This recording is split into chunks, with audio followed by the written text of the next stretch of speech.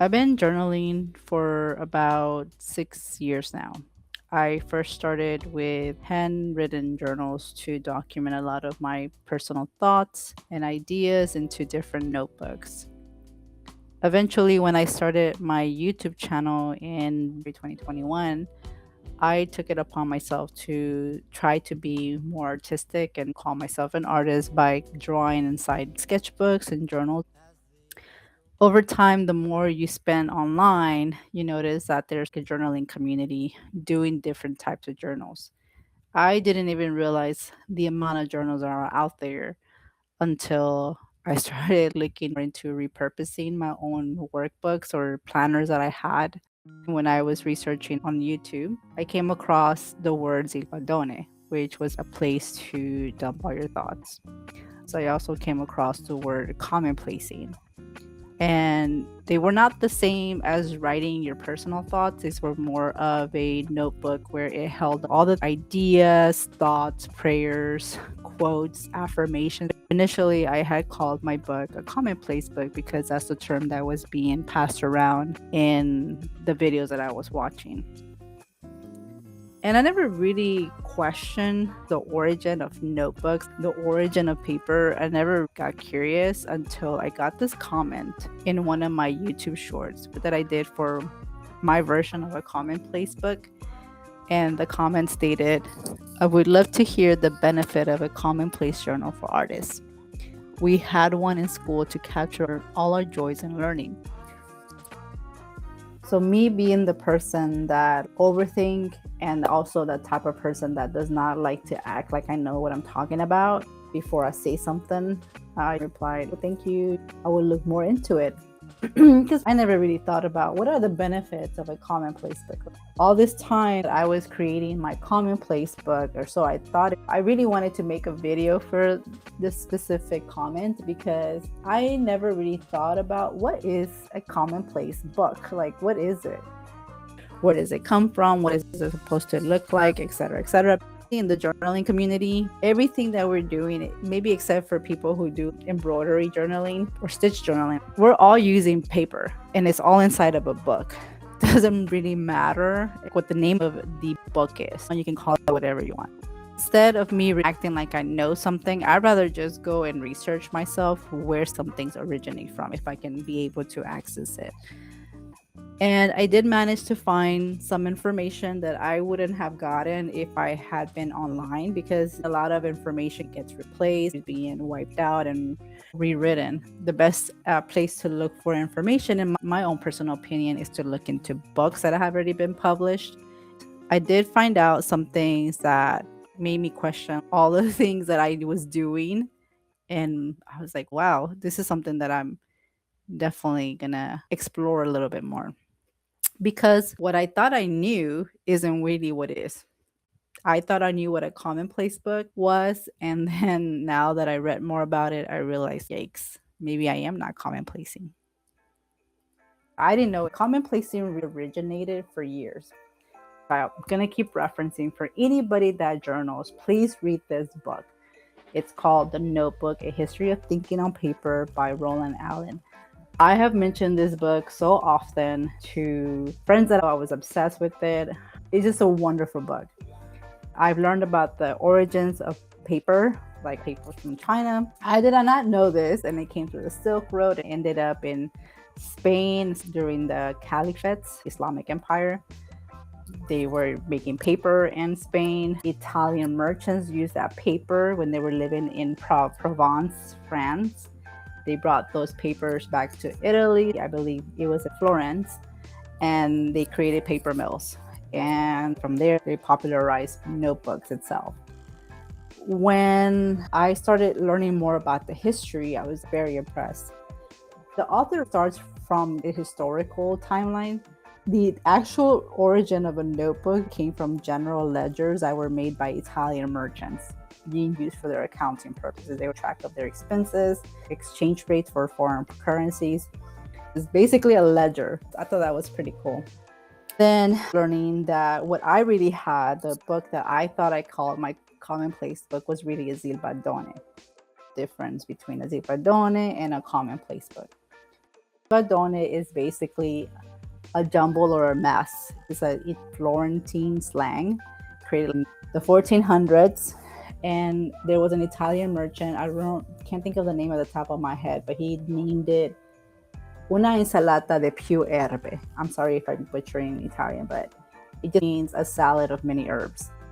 It's a jumble of things, like collections of recipes, lists, prayers, songs, quotes, whatever, from books that people had access to because they were very limited. Few books.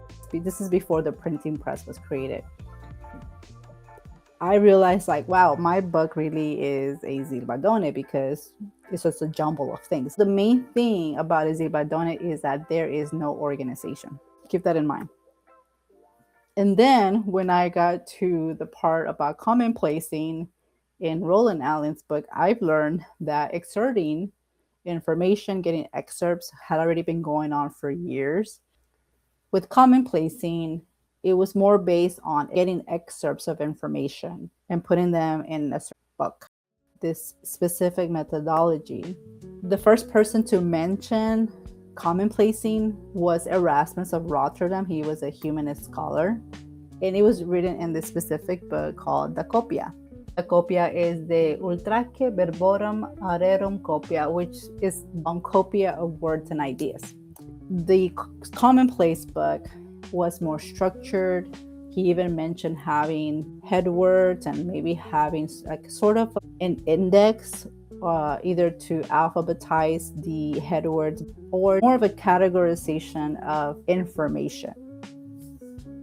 The one who actually did an actual format of commonplacing was the philosopher John Locke. He created a method and he got that published. So now I realized that, well, I thought I was doing a commonplace book all this time. What I've learned is that commonplace book is a book that you're probably going to require more time to create because you want it to be structured. You want it to be like a resource guide, easy to flip through it and be able to have it organized and clean. That's the impression that I got. So with this specific comment that I received, because it really stuck on me for months, and that's why like now I'm barely creating a video about it in June.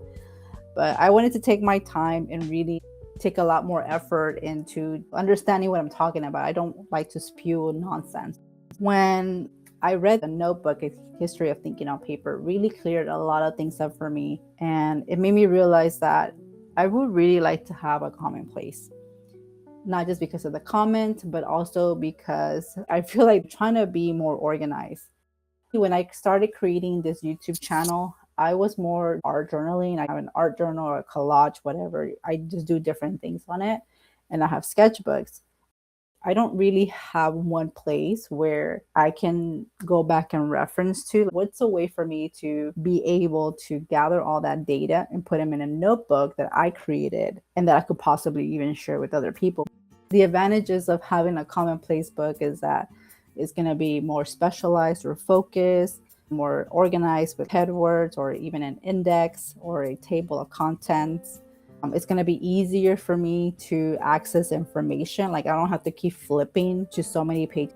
That's exactly what I needed, a place to organize my material that I have. In this video, you are going to be seeing me attempting to make a commonplace book. I never really thought about making a commonplace book for artists. That's a really good idea. Like, what can I put in there? And the great thing about having a commonplace book for artists would be that I could research for ideas, I could write down what to include. But one thing I've noticed, because I am not a very organized person, I don't like productivity. I don't like to put productivity, like high-based productivity, or even deadlines or even structures for my art. I'm just not that type of person for my art. My day job, I'm very organized and productive, whatever. But as far as my art, because it is my hobby, I don't put a lot of pressure on it.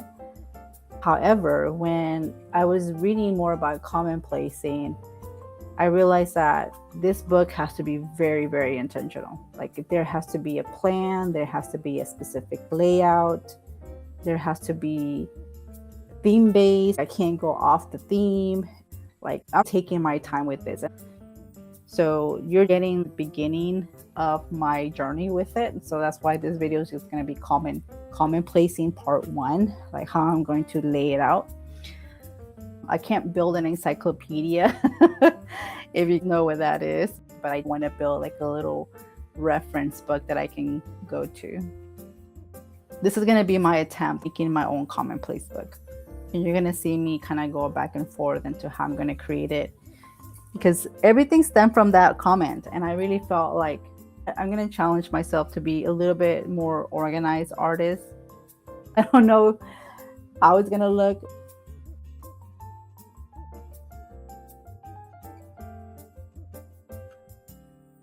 Some of the benefits that I read specifically in this book by Roland Allen is that any reader tasked with making a selection from a given text would read it with greater concentration.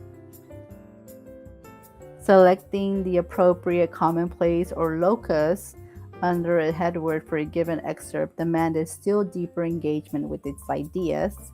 The physical labor of copying by hand also fixed the quotations or information more firmly in the mind. A well-arranged commonplace functions as a kind of externalized memory. It liberates the reader from task memorizing the selected passages and turn freed up mental capacity for reasoning and reflection.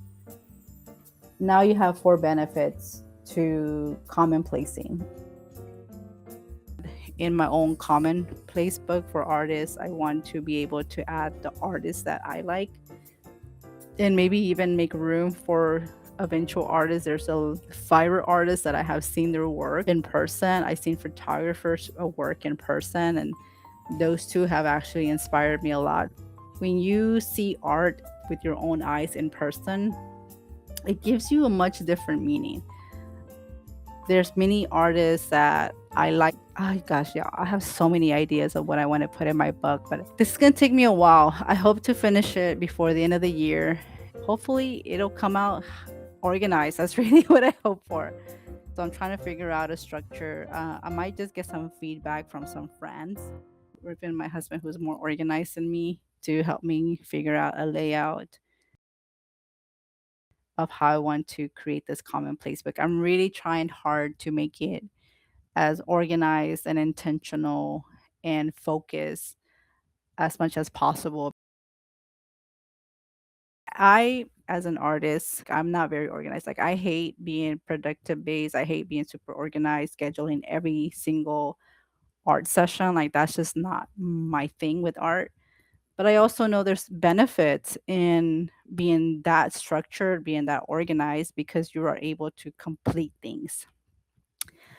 Anyways, thank you so much for watching, and I'll see you all in the next video, and let's see how this journey with this commonplace book goes. See you on the next one. Ciao.